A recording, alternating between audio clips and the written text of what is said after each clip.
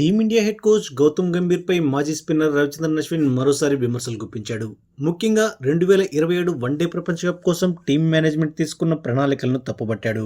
మాజీ head coach Rahul ద్రావిడ్తో పోలుస్తూ Gambhir పై మండిపడ్డాడు. తన YouTube channel వేదికగా అశ్విన్ మాట్లాడుతూ 2023 వన్డే ప్రపంచ కప్ ముగిసిన వెంటనే నెక్స్ట్ వరల్డ్ కప్ కోసం జట్టును ఎలా నడిపించాలి, ఎటువంటి కాంబినేషన్స్ తో వెళ్ళాలి, వన్డే ఫార్మాట్ లో స్పెషలిస్టులు ఎవరు, టీమ్ మేనేజ్మెంట్ ఎవరికి అండగా నిలవాలనుకుంటుంది, అలాగే వర్క్లోడ్ మేనేజ్మెంట్ ను ఎలా మెయింటైన్ చేయాలి, ఇటువంటి అంశాలపై పర్ఫెక్ట్ ప్లాన్ ను రూపొందించాలి. ఈ విషయాన్ని ఇప్పటికే నేను చాలాసార్లు చెప్పాను. 2023 వన్డే ప్రపంచ కప్ సమయంలో రాహుల్ భాయ్ కోచ్ గా ఉన్నారు. ఆయనే ఈ ప్రణాళికలను సిద్ధం చేసి ఉండాల్సింది.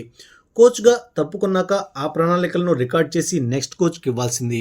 ఇది నా ప్లాన్, ఈ విధంగా అమలు చేయండి అని చెప్పాల్సిందంటూ అశ్విన్ అభిప్రాయపడ్డాడు.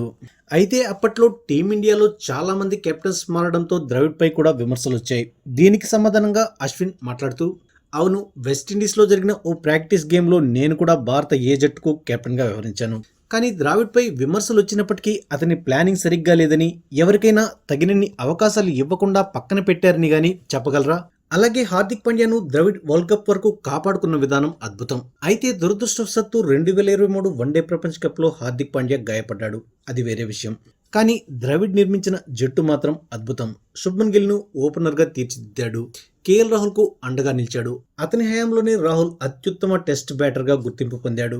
విదేశీ పర్యటనలో శార్దుల్ ఠాకూర్ కు 8వ స్థానంలో రెగ్యులర్ గా అవకాశాలు ఇచ్చాడు. 3వ స్పిన్నర్ గా కుల్దీప్ యాదవ్ కు చోటు కల్పించాడు.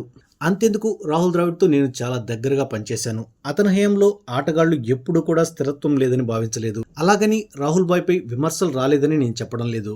అత్యుత్తమ ఆటగాళ్లకు కూడా కొన్నిసార్లు విమర్శలు తప్పవు. కానీ రాహుల్ భాయ్ కోచింగ్ కాలంలో పనిచేసిన ఏ ఆటగాడినైనా అడగండి, కోచ్ గా రాహుల్ భాయ్ ఎలా ఉండేవాడని. అప్పుడు నాతో మాట్లాడండి. రాహుల్ భాయ్ లాగా పర్ఫెక్ట్ గా పనిచేసే వ్యక్తి ఎవరైనా ఉంటారా అంటూ అశ్విన్ ఇండైరెక్ట్ గా గంభీర్ విధానాలపై మండిపడ్డాడు.